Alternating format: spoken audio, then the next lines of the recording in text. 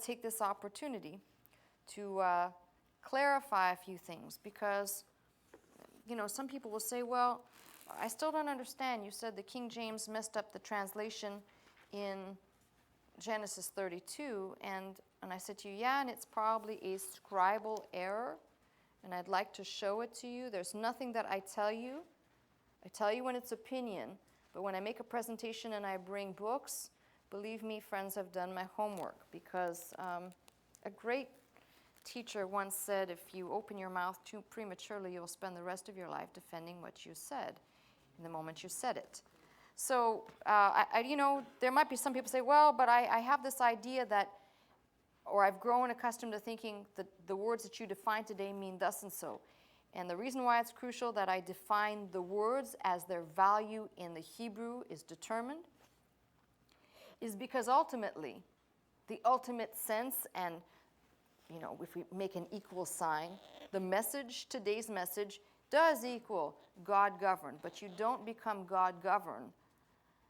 You don't be, the term of Israel does not in itself mean God-governed if you look over the fact that God begins the initiative, and sometimes we spend a lifetime fighting God and not yielding, and it is in the yielding when we are completely broken of our self-reliance and leaning on the flesh and lean on Him that we tap into the greatest strength which is His.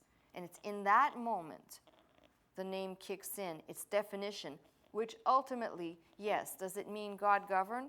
Yes, but it is not the initial meaning of the Hebrew word, and that's paramount to understand because it transcends the text and gives the whole essence. Now, you say, why did the King James people put prince that has power? And I'm going to show you why. I wrote out a portion of the text that I'm looking at, which the King James is translating, as I've just said.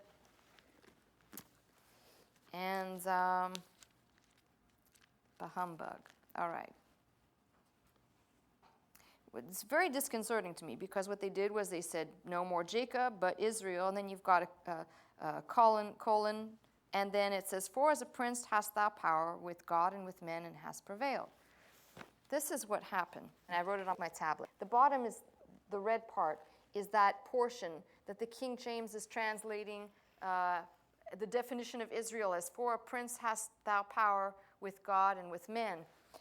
All it says in the Hebrew is ki, but now, im, so but now, Israel, for, and I want you to notice this word right here, you struggled. This is important because this is the error that was made.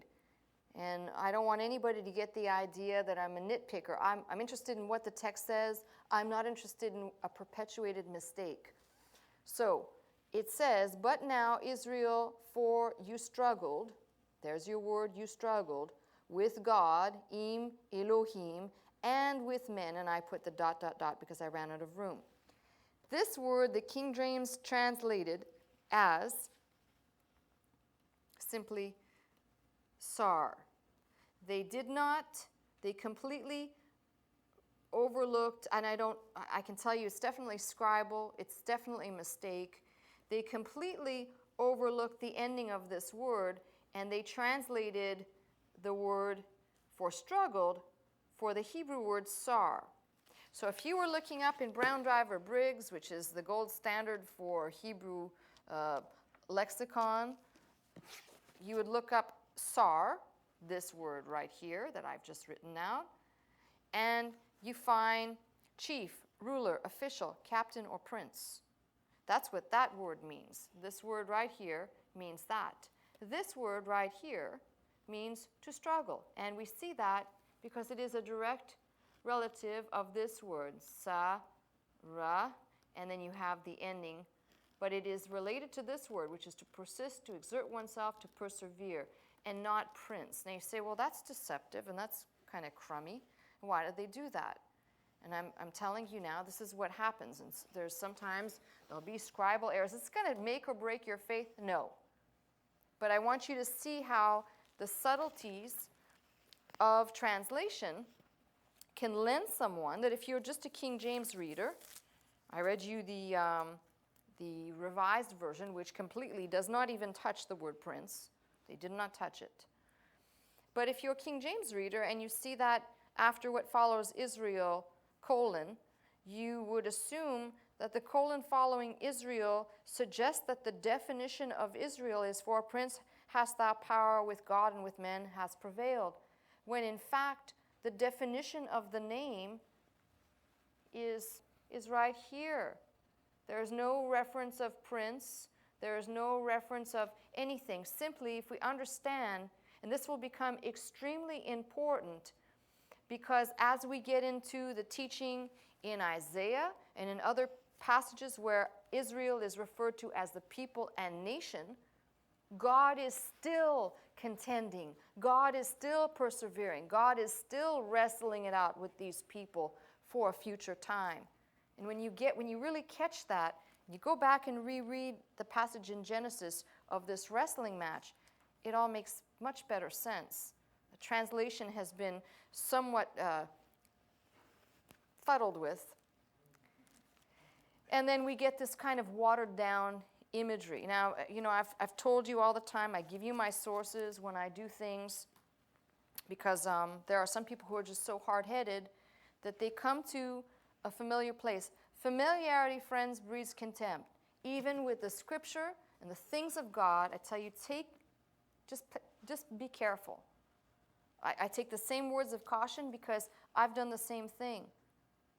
In being so familiar with something that for the longest time I assumed I knew the correct definition of these words and therefore just assumed it. When in fact, when I went to check, it became clear to me. Now, I've got much better sources that I didn't drag out to bring to you. I've got some scrolls and some manuscripts that are a hodgepodge variety, but somewhere here,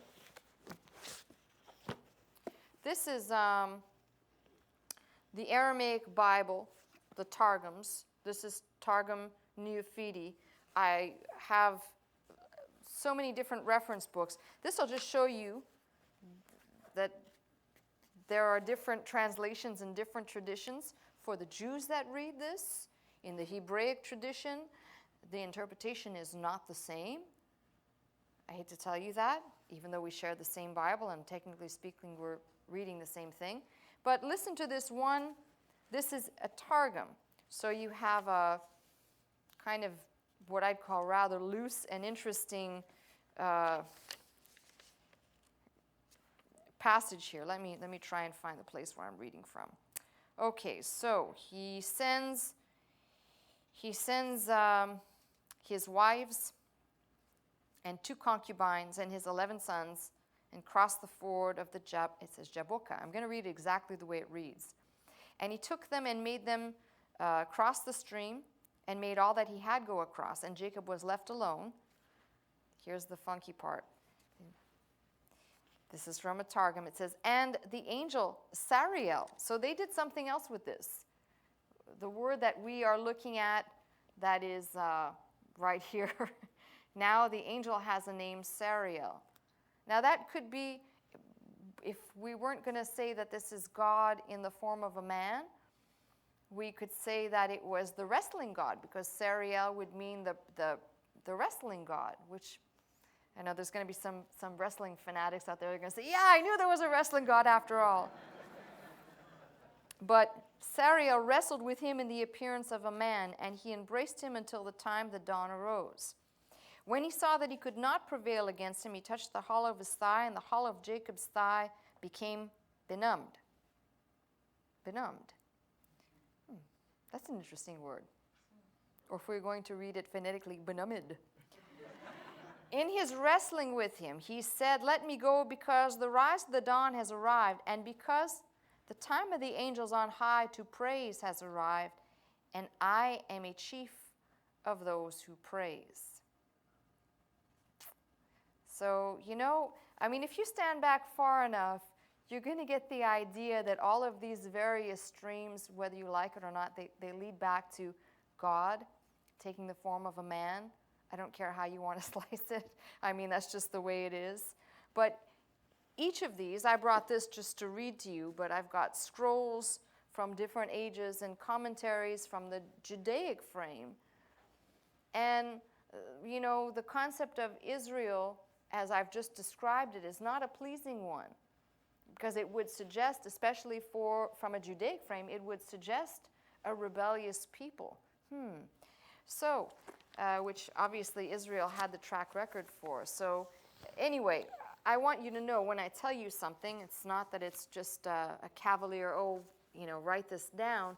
It does definitely give a crystallized idea, and I'm just going to say it like this because I don't think I said it this succinctly.